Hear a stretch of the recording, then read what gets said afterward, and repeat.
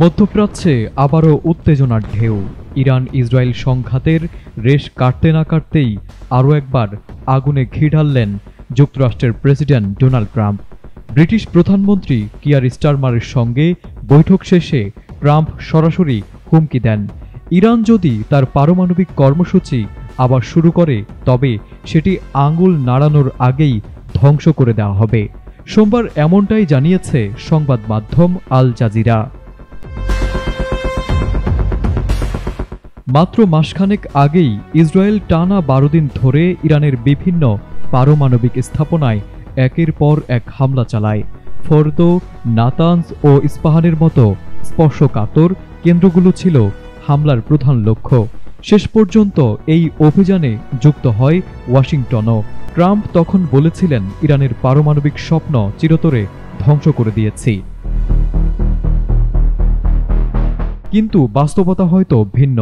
যুক্তরাষ্ট্রের ফাঁস হওয়া একটি গোয়েন্দা প্রতিবেদন বলছে, হামলায় ইরানের পারমাণবিক অবকাঠামো ধ্বংস না হলেও তা কিছু সময়ের জন্য পিছিয়ে দেওয়া গেছে। অর্থাৎ ইরান এখনও সম্ভাবনাময়, এখনও হুমকি, এমনটাই ইঙ্গিত বিশ্লেষকদের। আর ট্রাম্পের সাম্প্রতিক মন্তব্য যেন সেই উদ্বেগকে আরও উস্কে দিচ্ছে। প্রেসিডেন্ট ট্রাম্প বলেন, ইরান আবার পারমাণবিক কর্মসূচি শুরু করতে চাইছে, যা অত্যন্ত বিপজ্জনক। আমরা তাদের সেই ক্ষমতা একবার নষ্ট করেছি, আবারও করব, এবার আরও দ্রুত, আরও সম্পূর্ণভাবে। যদিও মার্কিন রাজনীতিতে এমন আগ্রাসী ভাষা নতুন নয়, কিন্তু এই মুহূর্তে এটি স্পষ্টতই নতুন এক অশনি সংকেত।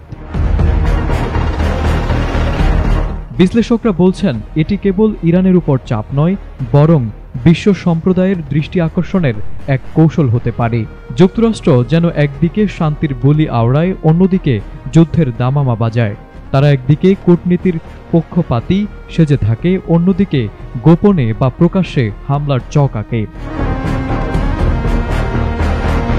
ইরানের পক্ষ থেকে এখনও ট্রাম্পের নতুন হুমকির কোনো আনুষ্ঠানিক জবাব আসেনি।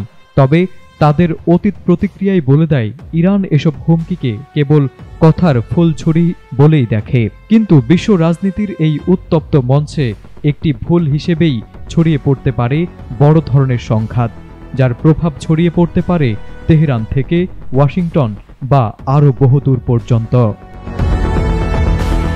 Desk report, ATN Bangla.